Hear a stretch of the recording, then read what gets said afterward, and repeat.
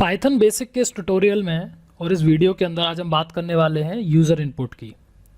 जिस तरीके से अभी तक अगर हम पुराने ट्यूटोरियल्स की बात करें तो मैंने यहाँ पे एक कोड्स ऑफ सैम्पल रखा हुआ है।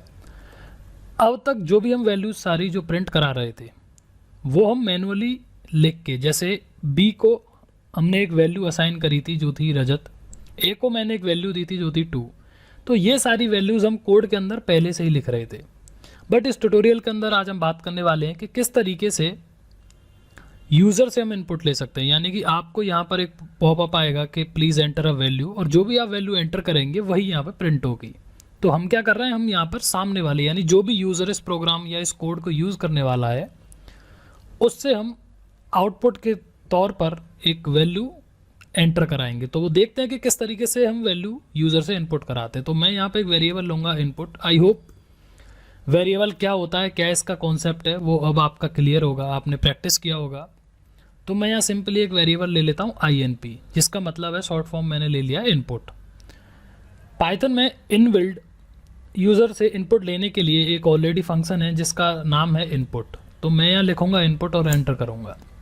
एंटर करने के बाद अभी आप यहाँ देखिए कि ये जो इनपुट है ये मैंने असाइन कर दिया है इस वेरिएबल को। अगर आप चाहें तो इसके अंदर डबल कोट्स के अंदर आप लिख सकते हैं एंटर अ वैल्यू, जो भी आप वैल्यू एंटर कराना चाहते हैं। तो अभी मैं इसको रन कराता हूँ। मैंने जैसे इसको रन किया, रन करने के बाद आप यहाँ देखिए एंटर अ वैल्यू जो हमने यहाँ प्रिंट किया था वो आ गया। और मैं यहाँ वैल्यू एंटर करता हूँ, लेट्स से 6 एंटर करूँगा। अभी कुछ नहीं आएगा क्योंकि अभी हमने सिर्फ इनपुट लिया है, उसको प्रिंट नहीं कराया। मैं यहाँ पर एक वाइट स्पेस के साथ और कोलन ले लेता हूँ, जिससे कि हम जो भी वैल्यू लिखेंगे वो यहाँ पर वाइट स्पेस आ जाए। तो अभी क्या किया, अभी हमने यूज़र से इनपुट तो ले लिया है, बट हमें इस इनपुट को प्रिंट भी कराना पड़ेगा क्योंकि जब ही हमको यहाँ पर आउटपुट दिखेगा। तो ये हमारी आउटपुट विंडो है। यहाँ आउटपुट देखने के लिए हमको इस INP को प्रिंट कराना है। तो प्रिंट कराने के लिए सिंपली प्रिंट स्टेटमेंट लिखिए और इसके अंदर पास करिए INP और एंटर करता हूँ। अब मैं जब इस प्रोग्राम को रन करूँगा, जैसे ही मैंने ये रन किया तो आप देखिए ये कह रहा है मेरे से एंटर अ वैल्यू। मैं यहाँ पर एक वैल्यू एंटर करता हूँ, लेट्स से 5, और जैसे ही मैं एंटर करूँगा यहाँ आ गया 5।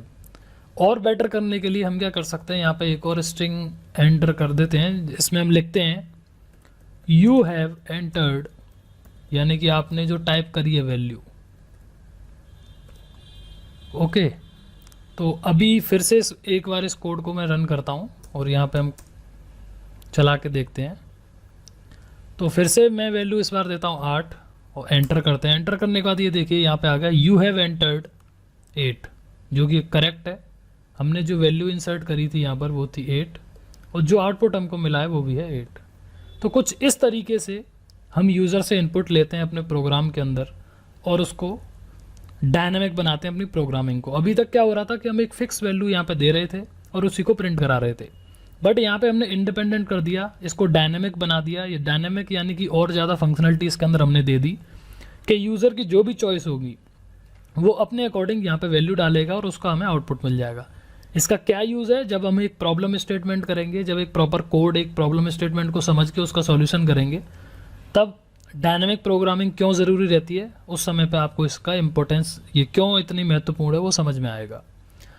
तो अभी फ़िलहाल एक इम्पोर्टेंट चीज़ है इसके अंदर, जब भी हम इनपुट वैल्यू इस तरीके से इनपुट कराते हैं यूज़र से, इसका डेटा टाइप हमेशा इंटीजर, हमेशा स्ट्रिंग होता है। अभी आपको यहाँ पर ये दिख रहा होगा कि मैंने 8 प्रिंट कराया है, 8 जो कि एक न्यूमेरिकल है यानी कि एक इंटीजर है, बट ऐसा नहीं है। अगर मैं यहाँ पे अगली लाइन में प्रिंट टाइप, अगर मैं इसका टाइप प्रिंट कराऊँ INP का, तो आपको यहाँ क्लियर हो जाएगा कि इसका डेटा टाइप क्या है। जैसे ही मैं इसको रन करूँगा और लेट से मैं फिर से एंटर करता हूँ 8 एंटर करने के बाद ये देखिए यहाँ पे वैल्यू मेरे को इंटीजर दिख रही है, बट ये एक इंटीजर वैल्यू नहीं है। जब भी हम इस तरीके से इनपुट के थ्रू ये वैल्यू प्रिंट कराते हैं तो हमारा डेटा टाइप रहता है स्ट्रिंग। ऐसे ही जब आप इसको मैथमेटिकली सॉल्व करेंगे, अभी मैं इसके अंदर फॉर एग्जांपल जो भी मेरा इनपुट है, अब मैंने डेटा टाइप देख लिया, मैं इसको रिमूव करता हूँ। अगर मैं इसमें 10 ऐड करना चाहूँ, अगर मुझे 10 इसके अंदर ऐड करना है और मैं इसको रन करूँ, तो यहाँ देखिए मेरे पास एक एरर आ जाएगा अगर मैं लेट से 8 करता हूँ, एंटर करता हूँ। एंटर करने के बाद ये देखिए टाइप एरर। टाइप एरर क्या कह रहा है? Can only concatenate string not integer to string.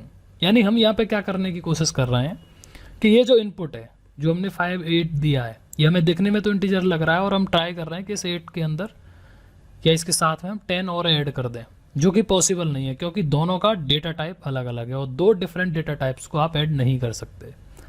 इसका डेटा टाइप है स्ट्रिंग और ये जो हमने वैल्यू एंटर करी है अभी, इसका डेटा टाइप है बाय डिफ़ॉल्ट इंटीजर। तो अगर मेरे को इनको ऐड करना है तो मेरे को इसको चेंज करना पड़ेगा इंटीजर में। वो कैसे करते हैं वो हम ऑलरेडी कवर कर चुके हैं कि किस तरीके से टाइप कास्टिंग करी जाती है, यानी कि एक डेटा टाइप से दूसरे डेटा टाइप में कैसे चेंज किया जाता है। तो उसको करने के लिए मैं सिंपली लिखूंगा इंट, जो कि एक पाइथन का इनबिल्ट फंक्शन है, और इस इंट के अंदर मैं ये पास कर दूंगा वेरिएबल जो कि है इनपुट। अब अगर मैं इसको रन करूंगा और रन करने के बाद जो भी यहाँ पे वैल्यू एंटर करूंगा, जैसे मैंने 8 एंटर करी, एंटर करने के बाद आप यहाँ देखिए 18 हो गया। 8 तो मैंने यहाँ से एंटर करा और 10 मैं ऑलरेडी पास किया है, तो 8 + 10 ये हो गया 18। तो इस तरीके से हम डायनेमिक प्रोग्रामिंग करते हैं पाइथन के अंदर और यूज़र से इनपुट लेते हैं और इसी के अंदर टाइप कास्टिंग करी जाती है। तो ये बहुत ही बेसिक एंड इम्पोर्टेंट कंसेप्ट है पाइथन का कि किस तरीके से यूज़र से इनपुट लेना है और उसमें मॉडिफिकेशंस करने हैं। आशा करता हूँ ये आपको समझ में आया होगा। साथ ही साथ आप 1-2 एग्जांपल्स अपने खुद से ट्राई करिए, प्रैक्टिस करिए। कुछ अलग अलग एग्जांपल्स, कुछ अलग अलग वैल्यूज़ आप अपने एंड से ट्राई करिए। If you like this video and the video content, please do subscribe to our YouTube channel so that you can get all the updates, all the future videos and the courses available on this channel. Thank you.